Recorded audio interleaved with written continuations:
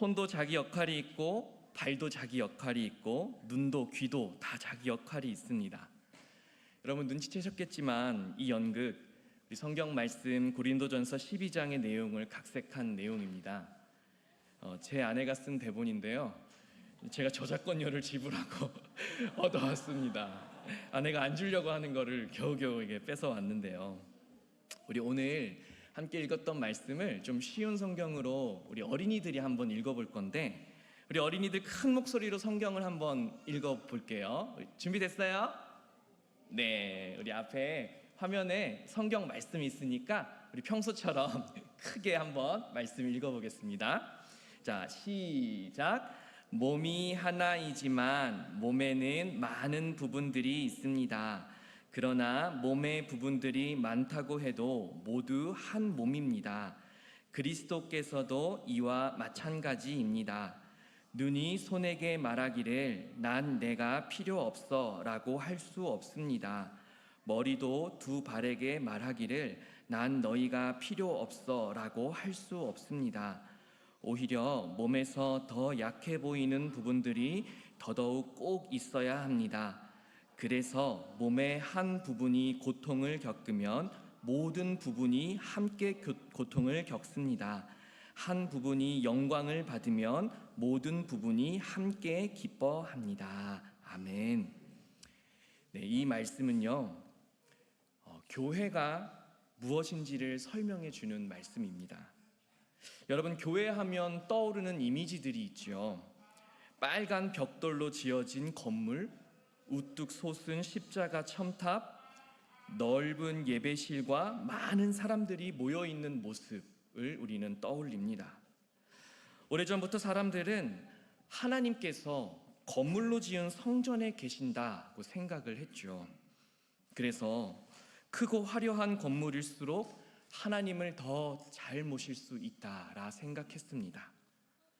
유럽 곳곳에 지어진 성당을 보더라도 그렇습니다. 웅장하고 화려한 건물들, 그 안에 형형색색의 장식들, 울림을 최대한 이용한 음악들을 활용했습니다. 최대한 거룩하게 보이게 함으로써 그곳에 하나님이 계시다는 걸 보여주려는 노력들을 했습니다. 사람은 하나님을 만나기 위해서는 꼭 그 건물을 찾아가야 했죠. 하지만 일찍이 예수님께서는 사람의 손으로 지어진 건물로서의 성전은 사라지고 없어질 것이라 말씀하셨습니다. 이 성전을 무너뜨려 보시오. 그러면 내가 3일 안에 그것을 다시 일으켜 세우겠소. 예수님 외치셨죠. 예수님은 성막이나 성전처럼 사람의 손으로 만든 곳이 아닌 예수님 당신의 몸을 통해 하나님을 만나고 하나님을 예배할 수 있게 하셨습니다. 십자가에서 죽으시고 3일 만에 부활하셔서 당신의 몸을 통해 영원히 무너지지 않을 성전을 세우시고 누구라도 언제라도 하나님을 예배하게 하셨습니다. 그리고 예수님을 주님으로, 예수님을 구원자로 믿는 사람들의 모임을 당신의 성전으로 삼으셨습니다. 이것을 너무나도 잘 알았던 사도 바울은 눈에 보이지는 않지만 완전한 그 성전을 교회라고 불렀습니다. 바울이 말한 교회는 새롭게 만든 단어가 아닙니다. 2000년 전 로마 사회에서 광장에 소집된 시민 모임을 뜻하는 단어가 바로 이 교회라는 용어였습니다. 어떤 목적을 갖고 광장과 시장에서 사람들이 모이고 그곳에서 자유롭게 의견을 주고받는 모습이 그려지는 용어가 이 교회, 헬라어로 에클레시아였습니다. 그런데 바울은 예수님을 믿는 사람들의 모임, 하나님의 부르심을 받은 사람들의 모임을 가리켜 교회라고 부르기 시작한 것이죠. 그래서 이제 우리는 교회를 떠올리며 건물을 생각하기보다 우리들, 믿는 자들의 모임을 먼저 생각하는 것입니다. 그리고 그 교회는 예수님께서 그 몸의 머리가 되시고 우리는 몸의 각 신체 부위가 되어 한 몸을 이루고 서로 연결되고 서로 도와주고 그렇게 살아가는 생명체라는 것을 우리는 꼭 기억해야 합니다.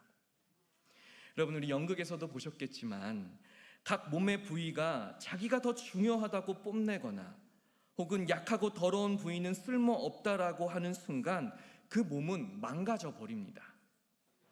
마찬가지로 교회는 한 몸이기 때문에 그 교회를 구성하는 신자들은 각자 특별한 역할로 몸된 교회를 세워갈 뿐 어느 누구도 내가 더 잘났다 혹은 누가 더 못났다라고 말할 수가 없는 것이에요. 오히려 연약해 보이는 지체들을 함께 도와주고 힘을 더하며 함께 건강한 몸을 이뤄가는 것, 그것이 바로 몸된 교회의 일입니다. 그리고 그 교회는 오직 예수님만, 자신의 핏값으로 교회를 사신 예수님만 드러나면 그 교회는 건강한 교회가 되는 것입니다. 올해 우리 교회의 표가 무엇이죠? 우리 어린이부 친구들 한번 맞춰볼까요? 우리 교회 표. 손 크게 들고 높이 들고 한번 맞춰보세요. 겨자씨 드릴게요. 저기 뒤에 우리 홍유리가 손 들었어요. 그 밑에 있는 건요. 예배, 회복, 섬김. 네. 다음 넘겨주세요. 우리가 교회입니다. 박수 한번 쳐주세요. 네, 우리 어린이부 친구들이 우리 교회의 비전을 이렇게 잘 알고 있습니다. 이 표 속에 담긴 고백 여러분 아시겠어요? 우리가 교회입니다.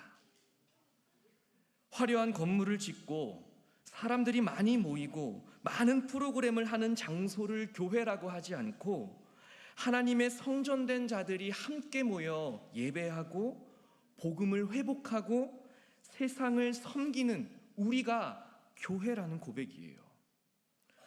올 한 해 우리 교회가 이런 교회로 세워질 수 있게 되길 바랍니다. 하나님께서 그렇게 우리를 모으셨음을 확인하는 올 한 해 될 수 있기를 간절히 바랍니다. 그렇다면 이 교회는 믿는 자들의 모임이라고 했을 때 몇 명이 모여야 교회라고 할 수가 있을까요? 1명이요? 2명이요? 100명이 모여야 교회라고 할 수 있을까요? 우리 예수님께서 말씀하시죠. 2-3 사람이 내 이름으로 모인 곳에 나도 그들 중에 있느니라. 적어도 2명은 있어야 그 모임을 교회라고 부를 수 있다는 말입니다. 왜 2명이어야 하냐면 십자가를 떠올리면 이해하기가 쉽습니다. 하나님께서 우리의 죄를 용서하시고 구원하셨지요. 그 은혜를 입은 신자들은 하나님의 자녀로 그분의 백성으로 그분과 관계 맺으며 예배하며 살아갑니다. 그런데 자연스럽게 그렇게 은혜를 입은 자들은 삶 속에서 그 은혜를 실천하고 사랑하고 섬기는 삶을 나타내게 되어 있습니다. 그렇게 은혜를 받고 사랑을 받은 자들, 십자가 안에서 구원을 얻은 자들이 삶 속에서 자연스럽게 영향력을 끼치며 살아가는 삶, 그것이 바로 교회됨의 삶이라는 거죠. 나 혼자서는 그런 영향력을 끼칠 수가 없는 거예요. 꼭 누군가와 함께 그 교회를 만들어갈 수 있는 것입니다. 2-3 사람이 있는 곳, 그곳에 예수님이 함께 계시고 그곳이 교회라고 하셨으니까 지금 여러분들의 삶에서 교회로 나타나야 할 관계와 영역들은 얼마나 많은지 한번 생각해 볼 수 있을 것 같습니다. 여러분들의 삶의 환경에서 교회로 드러날 수 있는 영역들이 얼마나 많은가요? 먼저 쌍모임이 있겠죠. 여러분들의 쌍모임이 교회되고 있습니까? 여러분의 직장은 어떤가요? 직장에서 예수님을 믿는 사람들과 교회를 이루어가고 있습니까? 가정은 어떤가요? 여러분의 가정은 교회로 세워지고 있습니까? 가정이야말로 우리 삶에서 가장 교회다워야 하는 곳입니다. 우리는 교회에 대해 전문가입니다. 저마다 교회는 이래야 해. 교회라면 이거 해야지. 교회는 이 정도 해야 하지 않아? 각자의 기준을 갖고 교회를 평가합니다. 그런데 그 평가의 잣대를 내 삶 속에서 이루고 있는 교회, 가정과 직장과 인간관계라는 교회에도 동일하게 적용하고 계십니까? 가정의 달을 맞이하며 특별히 우리 가정을 돌아봤으면 좋겠습니다. 태초에 하나님께서는 남자와 여자가 한 몸을 이루게 하셨죠. 서로 돕는 배필이 되게 하셔서 가정이라는 가장 기초적인 단위에서 하나님의 뜻이 펼쳐지게 하셨습니다. 그런데 오늘날 많은 가정들이 겉으로는 아무 문제 없어 보이는데 여기저기 삐걱거리는 소리가 나고 부서진 곳, 상처투성이들이 보입니다. 왜 우리 가정은 건강한 교회로 서지 못하는 것일까요? 아마도 이제까지 내 가정을 교회로 생각해 보지 못한 탓이겠죠. 그래서 주일에 교회에 오면 그 교회의 머리 대신 예수님을 생각하며 순종하고 섬기지만 가정에 돌아가서는 가정이라는 교회의 머리는 예수님이 되셔야 된다라는 생각을 조금도 하지 못합니다. 그래서는 안 된다고 생각할지 모르겠어요. 그리고 엉뚱하게 아빠가 혹은 엄마가 혹은 자녀가 그 가정이라는 교회의 머리가 되어버립니다. 그리고 나면 그 가정 가운데 하나님의 뜻이, 하나님의 나라가 펼쳐질래야 펼쳐질 수가 없는 것이에요. 아빠가 왕인 집이 있어요. 엄마가 왕인 집이 있습니다. 아니면 자녀가 왕인 집이 있어요. 그 집에 예수님이 오셔서 왕이 될 자리는 어디에도 없는 것이죠. 우리 어린이부 친구들 집에서는 누가 왕이에요? 아빠예요? 엄마예요? 아니면 나예요? 예수님이에요? 끄덕이는 친구들이 몇 있어요. 저는 내 마음의 그리스도의 집이라는 책을 참 좋아합니다. 참 쉬운 책이고요. 동화책 같은 우리 책인데요. 내 마음에 집이 있고 많은 방들이 있대요. 서재도 있고 식당도 있고 거실도 있고 작업실도 있고 오락실도 있고 벽장도 있대요. 이 정도 되면 월세가 꽤 큰 집인 것 같은데, 아무튼 이 책 속의 주인공은 예수님을 모시고 집안 곳곳을 구경시켜 드립니다. 예수님은 방 곳곳에서 주인공에게 권면을 해요. 맨 처음 서재를 들립니다. 어떤 생각과 가치관을 갖고 사는지를 살펴보시고는 진리의 말씀으로 삶을 채우기를 권하셔요. 또 식당에서는 어떤 욕구와 만족을 추구하는지를 살펴보십니다. 그리고는 하나님의 말씀의 양식으로 채우기를 권하셔요. 또 작업실에서는 내가 하는 직업과 일의 목적이 어디에 있는지를 살펴보십니다. 그리고는 하나님 나라를 위해 살아갈 것을 권하십니다. 또 오락실에서는 은밀하게 즐기는 쾌락거리들을 내려놓고 깨끗하고 유익한 것들을 채우기를 권면하셔요. 그리고 벽장은 주인공이 예수님에게 보여주지 않으려 합니다. 그곳에는 아무에게도 들키고 싶지 않은 죄들이 들어있었기 때문이죠. 하지만 결국에는 벽장마저 예수님께 보여드립니다. 그렇게 모든 방을 예수님께 보여드리고 집 열쇠를 예수님께 맡기며 예수님이 그 집의 주인이 되는 내용, 바로 내 마음의 그리스도의 집이라는 책의 내용입니다. 여러분, 우리는 어떨까요? 개개인의 마음뿐만 아니라 우리 가정에 예수님이 찾아오셨을 때 예수님의 자리는 어디일까요? 거실 소파에 덩그러니 계셔서 손님으로 계실 분, 아무런 권한도 넘겨받지 못하고 계시진 않은가요? 당연하죠. 내 집인데요, 내 삶인데요, 예수님이 왕이라니요, 내가 왕이 되어야지요. 하지만 여러분, 우리는 매주일 고백하고 있습니다. 예수님을 주인이라고, 주님이라고, 당신이 우리의 왕이라고 고백하고 있어요. 그런데 왜 우리의 가정에서는 그분이 주인으로, 왕으로 서게지지 못하느냐 하는 겁니다. 우리가 그분을 우리의 모든 삶의 영역에서 왕으로 모시지 못하면 우리의 삶은, 우리의 가정은 절대로 하나님 주시는 은혜와 평화가 임하지 못합니다. 예수님을 따르고 제자된 사람들, 하나님의 자녀들은 삶의 모든 영역에서 예수님이 머리가 되시고 우리는 몸의 일부가 되어 살아가는 교회로서의 삶을 살 수 있어야 합니다. 가정이라고 예외일 수가 없는 거예요. 그렇다고 집에 가서도 거룩한 척, 경건한 척 그렇게 하라는 얘기가 아닙니다. 교회에서 여러분 진실한 마음으로 예배하시듯이 가정에서도 가족들과 함께 진실하고 솔직하게 하나님 앞에 서자라는 거예요.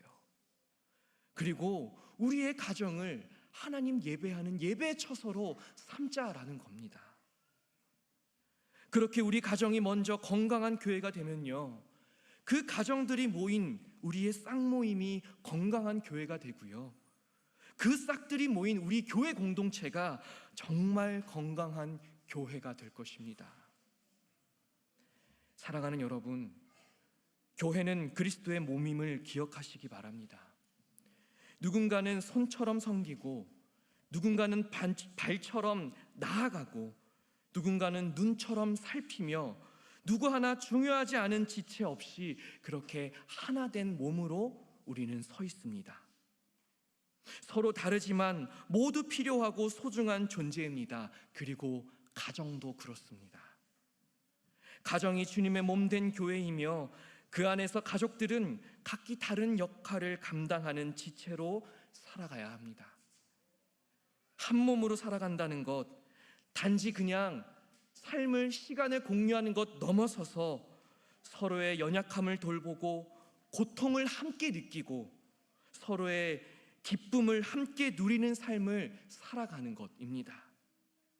아버지가 힘들면 가족들이 함께 아버지를 위해 기도하고, 어머니가 지치면 가족들이 함께 어머니를 도와주고, 자녀가 실패했을 때 정죄하지 않고 대신 붙들어주며 함께 연약한 몸을 세워가는 것, 바로 교회로서의 가정입니다. 각자 왕이 되려 하다가 서로 부딪히는 것이 아니라 예수님을 머리로 삼아 그분의 다스림 아래 한 몸으로 살아갈 때 그 가정은 참된 교회가 되고 그 안에 하나님 나라가 임하게 될 것입니다. 여러분, 이번 한 주간 우리 가정이 정말 예수님이 주인 되시는 교회로 살아가고 있는지를 돌아볼 수 있었으면 좋겠습니다. 가정의 달을 맞이하여 교회가 가정 예배지를 여러분들에게 나눠드렸습니다. 이 예배지로 함께 예배드리며 우리 가정, 예수님이 주인 되시는 가정입니다. 그리고 우리 교회, 예수님이 주인 되시는 교회입니다 라고 고백할 수 있는 이번 한 주간, 그리고 앞으로 우리 평생의 삶이 되었으면 좋겠습니다.